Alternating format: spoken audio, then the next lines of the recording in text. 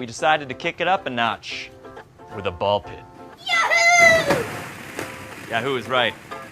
Let's rock. Who doesn't love a good trash fire? There's no better way to keep warm during those long winter months than by huddling up close and watching the combustion take place before you. And conventions, well, they fit the bill. Now, there are a myriad of them for almost every subject you could imagine. They come and go all year round. And every once in a while, once in a blue moon, you'll come across a convention that devolves into complete and utter madness. And that insanity could include a whole host of things, from furries throwing shit-filled nappies onto people's Subarus, to fat tumblerettes swimming in piss-filled ball pits. But it takes a special kind of retard, I'm talking special ed levels of stupid, to fuck a convention up before it even begins. Typically, the convention actually has to happen first before it can devolve into a shit show. But that's not the case with Kilroy. The free speech event, everybody's been talking about it. All your favorite YouTubers are going to be there. It sounds like a fantastic idea, and for a while it was a fantastic idea. Until the realization of what it was and what it would become started to fully hit people. The first cracks in the facade came from Tim Pool, when on December 11th he tweeted this out to his followers. For those attending Kilroy in Phoenix this April, I am pulling out and will not be speaking any longer. Apologies to those looking to see me there. And he quickly followed this up with a little bit more of an explanation. They asked for a 16-month non-compete and a 3-year NDA. They were willing to negotiate on the non-compete, but not the non-disclosure agreement. They cited safety reasons for the 3-year NDA. Strange thing to ask, and I can't trust the reasoning for such an agreement. Now, Tim elaborated even more on this in a video he put up for the people that were coming to see him. I was asked to sign a 16-month non-compete agreement and a 3-year non-disclosure agreement in order to participate in this event. I find those contracts very strange. I have a speaking agent. I have numerous contracts through United Talent. I speak at events all the time. In fact, this week in New York, I'm speaking at an event on technology. This is not standard. This is not normal. And I was not given an adequate reason as to why any of these provisions, any of these agreements were asked to be signed. And Tim wasn't alone. Other people that were scheduled to speak said they had issues with the non-disclosure agreement as well. Thing's a farce. I mean, the majority of the headliners there, actually all of them have spoken in various locations before. Never in my life, I mean, I've been given contracts, but I've never been given an NDA non-compete that spans several years to a 100-mile radius. I mean, that's cuckoo banana cakes. Now, the big motivator for Tim as to why he put the tweets up and the video up was to explain to the people that might have pre-purchased tickets or donated money to come see him. He wanted to explain to them why he wasn't going to be there. People donated and were expecting to see me there. I'm obligated to inform them I will not be. People asked why I wasn't going, and I told them. I've kept a lot private here, but I'm willing to publish everything if people are not satisfied. Well, as it turns out, not everybody was completely satisfied. In particular, the organizer of the event. It isn't strange to ask. It's standard practice. I was clear that I'm not willing to risk the anonymity of dissidents whose lives are at risk for attending and speaking at Kilroy. Calling me out in public isn't going to compel me to bend on this. No one called you out. I'm obligated to inform people that thought I was going that I will no longer be there. But it gets stranger still. One of the featured speakers on the Kilroy page, an account called Harambe Desserts, had this to say: Tim Pool is not an ally to ex-Muslims, and he is going around bad-mouthing and lying about Based Mama, who is an ex-Muslim too. On that fact alone and his lies, he is despicable. Hate though? He is just a stupid ass. Not worth hating at all. I don't know about that. All I see is people mocking an NDA that protects ex-Muslims. I mean, how much of an ass butt do you need to be? I don't trust that dude, Tim Pool, as far as I can throw him. He obviously is shady and selfish as anything for making a big deal out of the NDA. I'm fairly certain Tim Pool doesn't know who he's fucking with. Neither did I when I responded to this insane bullshit calling him a bad ally for having issues with an NDA contract, because I received this response: dude is in for a rude awakening with us. Oh yes. Don't ever fuck with ex-Muslims. You will regret it. Don't fuck with us. You're gonna regret it. I wonder what she meant by that. You leave us alone, we'll leave you alone. You fuck our shit up, we'll fuck your shit up until you can't fuck our shit up anymore. I'm a former Muslim, a former extremist, a former terrorist supporter. Well, these sound like some stable and well-adjusted individuals. I'm sure I'm just misreading that playful tweet as a threat. I can do a whole lot better for threats if you want. It can be a game. Well, I do love video games, so I couldn't pass that challenge up. And it looks like it was answered. Because yesterday, when I put up a tweet promoting this video and what the topic would be on, all of a sudden, from out of nowhere, a complete and utter coincidence, videos started getting flagged on my channel. That's rather strange. It's almost like somebody was attempting to shut the channel down so this video couldn't go up. But why would they do that? What would motivate them to want to shut this particular video down? Oh, maybe it has to do with the fact that Based Mama was a part of Trout server, the server that was targeting people on the right side of politics. Could that have something to do with it? I mean, Based Mama was in there. She admits she was in there. I'm gonna let you know right now, I got invited in, and then I just never left. And good old Halal Desserts here, well, she was somewhat related to it as well. If you remember back when JF's video was flagged for playing audio that was leaked from the server Trout had, she tweeted this out. I have no idea what I flagged. I hope it was real juicy. Ah ha ha ha ha ha ha ha. So we have two individuals directly related to the Kilroy event, one of them the organizer of it, another her good friend and featured speaker at the event, both related to a server which was doing some rather underhanded things. And mysteriously, when I announce my videos coming out, I start getting videos flagged on my account. Really gets that fucking noggin jogging, doesn't it? But I guess I'm getting intellectually checkmated here. This is some 4D chess shit. I'm dealing with intellectual giants. Because my IQ is extremely high. It is extremely frustrating to not only be an intellectual anomaly myself, which I guess 140 is above average, whatever. Most well-known and credentialed scientists of this YouTube community. But apparently that enormous IQ, it just wasn't enough. People began to either pull out or they were pushed out of the event. The list is so goddamn long that you'd have a better chance naming the people that are still coming rather than the ones that dropped out. Tim Pool, Dave Cullen, Faith Goldie, James Alsep, Andrew Torba, Brittany Pettibone, Millennial Woes, Nick Monroe, Andy Worski and Chris, Peter Sweden, Baked Alaska, Lauren Southern. The names go on and on and on. But that's just petty ego. I mean, that's what Mundane Matt told me. These people are just too full of themselves. That's the issue. And then, of course, Sargon dropped out. I haven't been following the recent drama with Kilroy too closely, but I'm going to pull out of it anyway. It seems to be mismanaged. I put $250 into it, but I don't expect to get that back. Fucking Sargon of Akkad with his goddamn ego issues, huh, Matt? Oh, I'm sorry, what's that? Did you change your position all of a sudden? Matt, is Sargon being a drama whore for pulling out since you said this is mostly an ego thing? With Sargon, I'm not too sure. So would I do it? Would I do it? And I have Andy, come on. Wait, come on. Quick, somebody send this clip to V. He's always getting accused of being the Sargon of Akkad dick rider. It looks like he's got a little competition for the job. Well, goddamn, that's a lot of people getting kicked out or dropping out. But was it all because of contracts? Was it all because of the non-disclosure agreement and the non-compete that Faith Goldie and Tim Pool talked about? Well, no, there were a whole host of other issues. People were complaining that they weren't getting their emails answered. They were being ignored. We were getting ignored. A lot of the concerns were getting ignored until it was put in front of the public. I'm sorry. That's not a fair representation. They weren't being ignored. So I sent an email to Based Mama. I say, hi, some weird stuff is going on over there, y'all. What is going on? Oh, my buddy's getting disinvited. We can't talk about what we want to talk about.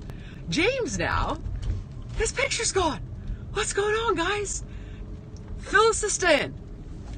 And I get a response email that is completely blank from Based Mama's account. So what does that tell me? And I responded back to her. I said, hi, it's just so you know, I got a blank email. Don't know if you intended to write something in it, but indeed nothing showed up. But that can't be correct, because as you can hear from Sister Danger and Based Mama, the two people that are working on the event, they never forget to respond to an email. They're professionals. And I'm like, dude, I understand. You don't even have to tell me. I'm at that where, did I miss one? Well, you talk to me. I'm maniacally checking to make sure I didn't accidentally not see somebody's email because I don't want to forget anybody. I agree. Like, I kind of have this general policy of always be the last person to respond, right? That way the ball is never left in your court as having been dropped or whatever. Like, always be the last person to respond. She left my email unanswered. Well, there's got to be more than just a few missed emails. Is there anything else going on, like, say, being lied to about the panels you can do? I had pitched the idea for doing a panel on offensive comedy and where the line is and how we present ourselves online. Based Mama declined immediately. Well, there must be a good reason Andy Worski was told he couldn't do a panel on offensive comedy. Like, say, one of Based Mama's associates was already going to do it, and Andy can go fuck himself. Foxy here, he hasn't said shit about fuck this whole time, is going to be on the comedy panel and basically discuss like how, you know, the restriction of free speech in this offense culture is really kind of hampering comedy, where you can't be as free with it as you want to be. How's that dicking feel, Andy? Probably similar to what James Alsop got when he was bent over and hit with this gem. She said my speech on identitarianism was banned because it was a topic that she didn't want to bring up at the conference. This is, of course, contradicted by the fact that listed in the topic sheet she sent me was a speech called The History of Identitarianism in Ireland. I find it funny that there's been kerfuffle from the alt-right side because I won't entertain a panel on identitarian politics. I'll go ahead and tell you. Here's the reason why. And I told everybody this. We don't have time. We don't have the space. It's not on the agenda. Listed in the topic sheet she sent me was a speech called The History of Identitarianism in Ireland. It's just a kerfluffle. Come on. Everybody makes mistakes, and the super genius brain trust over here, they fucked up a little bit, but they're innocent fuck-ups. There's no ulterior motive behind any of it. It's not like this is one giant fucking scam that sucked in multiple groups of people. That would be ridiculous. I mean, listen to Andy. He came up with this idea at VidCon. It was our idea.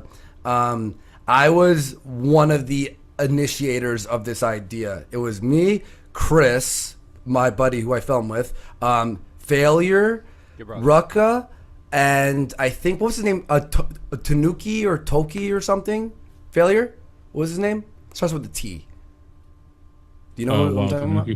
Yeah, Wild Tanuki. Okay, or that's it. It was all of us, and we were all at that shrimp place during VidCon, and we were the ones who were like, oh, we should do our own VidCon where it's like all of us and we can meet, you know, viewers and stuff and talk about whatever we want. And then we were all just hanging out outside, and Sister Danger was there. We brought it up to her, and she's like, that's a great idea. You know, I've done these things before. And then when she spoke to Based Mama and Dave, they sort of took a hold of that. Well, isn't that wonderful? Based Mama is going to help Andy realize his dream to put on this idea for a convention. But wait a minute, though. That's not what Based Mama told Bunty King. This has been in the works for quite a while.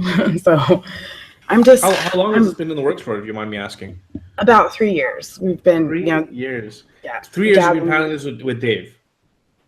No, I was planning it with Kevin. That's really strange. When I Google VidCon, it shows me that it ran from the 21st to the 25th, and the social media accounts for the Kilroy event went up after VidCon, which would seem to substantiate what Andy Worski is saying. Yet there's Based Mama telling Bunty King this is something she's been working on for 3 years. Well, that's a bit of an inconsistency. I mean, all she wants to do is help establish this event. Oh, wait, did I say event? I meant business. Most NDAs are indefinite, so I put a 3-year limit on it because I'm like, well, that's plenty of time to establish our business model and streamline the process so other people can take Kilroy to their cities, you know, and do their thing, and like we can help them out with getting contracts and, you know, contracting with vendors and venues and doing all this shit. Like, I was like, yeah, that's cool. Like, we had a fucking plan. It wasn't like we just pulled this shit out of our asses. Yeah, let's franchise that fucker out. Hey, let's take it even further. How about some trademarks and copyrights? What we could do is trademark our brand for Kilroy/Kilroy was here. Hell, even throw in a few employment NDAs and non-disclosure agreements. These contracts are the same as going to employment. Not the same. I'm sorry. I'm going to really take that back because I already got raked over the coal. That sounds like a recipe for success, but definitely not what Andy Worski and a whole host of other people signing up for this particular event thought when they signed up for it. Oh, God, I'm getting so sleepy here. I'm just going to stop thinking about it. I don't want my ego to get in the way. Hey, guys, let's go take a nap. Anybody else getting tired? I mean, all that matters at the end of the day is that business loan gets taken care of. So when I go into these places 6 months ago, trying to secure spots, they're like, we want a deposit now. So I took out a loan to put down the deposits. So Oh, like I'm wow. into this shit for like $30,000 already. Oh, wow. I didn't know that. I don't think Well, anybody yeah. knew that. I must have misheard her. I could have sworn she just said that she took those loans out 6 months ago, which would have been in June, right after VidCon. No, clearly she meant 3 years ago. Fuck you, Andy Worski. You don't know what you're talking about. I know that look you're giving me. Take the fucking tinfoil hat off. These are all just amazing coincidences. You fucking conspiracy theorists with your crazy shit. I mean, sure, you could look at the timetable and draw some conclusions about what's really going on here and all the lies that we've heard, or all those other lies. Oh, did I mention all the other lies? Like the lies they told Tim Pool about the contract he was signing? And as I responded to their email, I told them it was insulting, to which they responded with an appeal to popularity. Everyone has signed this before you. That's a lie. A lot of the speakers didn't even know this agreement existed. No, they certainly did not sign this before me. Or the whole thing about having to remove people because there just wasn't enough room. I'm sorry, Baked Alaska, we need to trim the fat a little bit. It's too popping off in here for you to stick around. We got too many speakers showing up. And we still have approximately a week's worth of guests that we're going to continue to roll out, and we're still signing people, okay? Then we immediately took Baked Alaska off the website because we were already overbooked, okay? You are saying tomorrow you have a guest announcement. Yet when Baked Alaska, you said that there was a scheduling conflict. Yeah, you guys are overbooked. Already full. And now you're still adding people to the roster when you already told people that you were overbooked.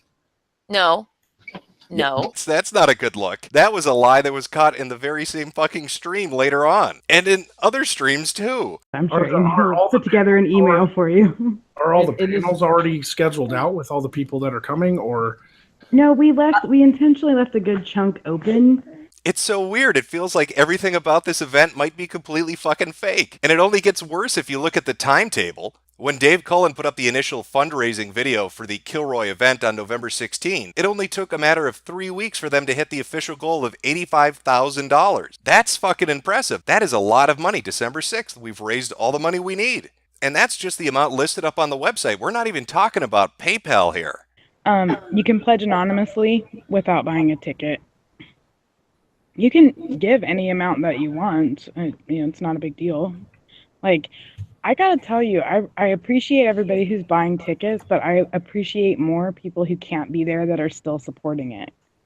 Like, that, to me, that's so awesome. So you've got all these big YouTubers from a diverse group of people that are bringing in all this audience for you. And all these people are paying enormous amounts of money to meet people they want to see in real life. If you look at the rewards on the website, that's clearly listed. And yet, strangely, so very strangely, a majority of people start to run into issues.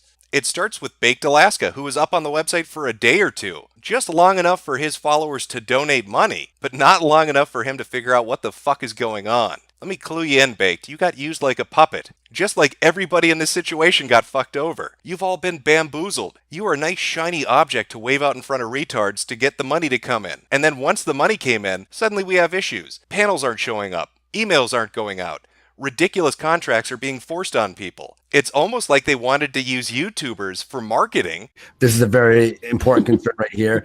Is a lot of the donations were made under the promises that certain guests would be appearing, and you put the guest list up there, and people saw who was on that list and donated to see certain people. And then as people start pulling out, and as you know, all these complications are happening, doesn't it seem like the donations and the event itself was made under a false promotion? I wanted to put people up for the crowdfunder that people kind of knew, like they could see them and knew who they were, just as part of the marketing. And then I didn't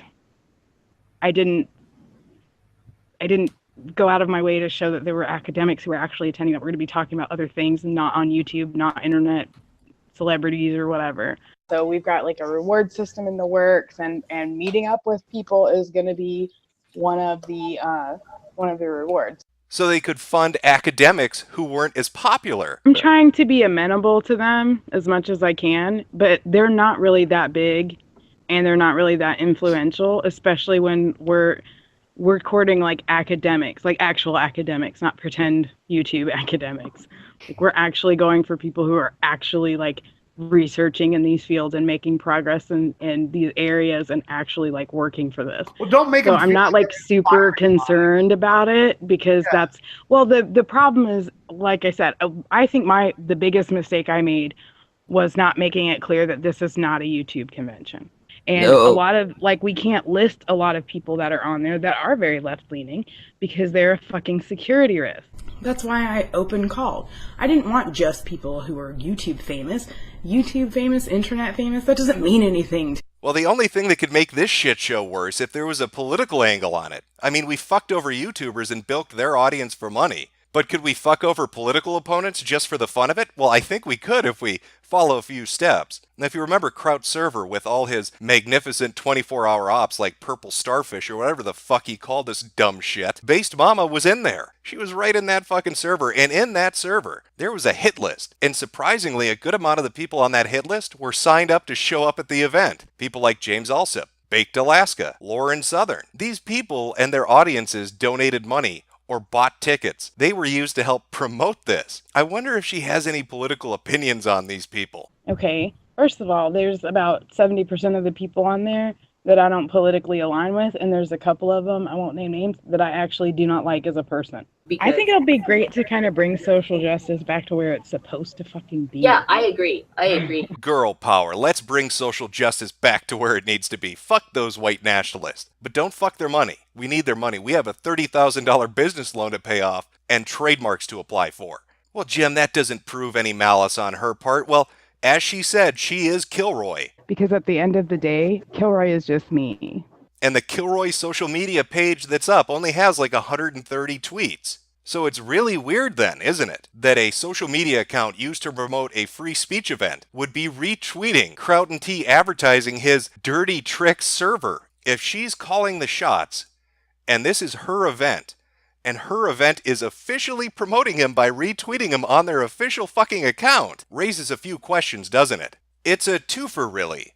You get a bunch of gullible YouTubers to promote your event, which you let them think is actually their event, but you have no real intention of ever letting them show up and speak. Now, you go about this by a myriad of different ways, by making panels inaccessible, losing emails, creating contracts which are just purely ridiculous in the hopes that it will drive them away or anger them, to make room for all those top-tier intellectual academics that you've always dreamed of gathering together in one place to have 48 panels on Muslim this and Muslim that. And you also get to take all this money from right-wing sources which you disagree with, people you find abhorrent, and then basically just throw them off the website. Kick them off, remove their name, it doesn't matter, you've already got the cash. Sometime last week, I was dropped from the Kilroy speakers list without notice. That's how you know you're dealing with true professionals. Seems pretty cut and dry to me. For that 3-week period of fundraising, there weren't contracts sent out. There weren't NDAs discussed. Everybody seemed to be taken by surprise at the very end, after the money was gathered. Then, once the money was in that bank account, suddenly we have issues. Suddenly we need to clear some room, make some space for the important people, not you fucking YouTubers. You don't matter. But hey, you've still got things to look forward to at Kilroy. I mean, sure, Sargon's not going to be in the ball pit. That's a bit disheartening. I think we all really wanted to see him just swimming around in his natural environment, but sadly that's just not going to happen. But at least he can show up for the fights. The good old fisticuffs. I'm talking Jeff Holiday throwing down with Coach Red Pill. Can you just not be a pussy about it? You know something? I'm going to go to the Kilroy event. Okay, good. Come to the Kilroy event. I'm going to go to the Kilroy event, and I'm going to look you up. When you find me at Kilroy, that you were just saying, Coach, that you're going to come find me at Kilroy, what are you going to do when you find me? You're going to give me a big old sloppy kiss? You'd love that, wouldn't you? Oh, yeah. I love older men. So what are you going to do? You saying you're going to come and you're going to find me at Kilroy. What are you going to do? We're going to have a chat? You're going to buy me a burger? You'll be talking, but I won't be talking much, probably. Okay. So you're gonna patiently sit there and you're gonna listen and absorb everything that I have to say, and that'd be great. Cool. Sounds good. Is that it? That all you're gonna do when you come to Kilroy, man? Or Johnny Fox taking on Mundane Matt. Here's I know I thought this. Like, here's the thing. Johnny, you want to have this conversation in person, dude? I'm all for it. Get your ass to Phoenix in fucking April. For whether you're going to Kilroy 1 or Kilroy 2, whatever Andy's making. Why don't you come on out? Come on out. Come on out, sir. That's my suggestion. Come on out. Come on, let's have a conversation. Come on, get on that plane, Johnny. Get on that iron horse. Get your ass out of Phoenix. Come on. That sounds like some good old fun. Who doesn't want to watch people beat the shit out of each other? This sounds like a fantastic event. And hopefully, Kilroy's a great success for them because they're going to need the money, with breaking the law and all. Oh, did I forget to mention that part? You know that 3-week crowdfunder they had where they had a ton of people's names up, raising money to show up at the event, and how they sent contracts out after that, after December 6th, after the money had been raised? Turns out that might have been completely fucking illegal.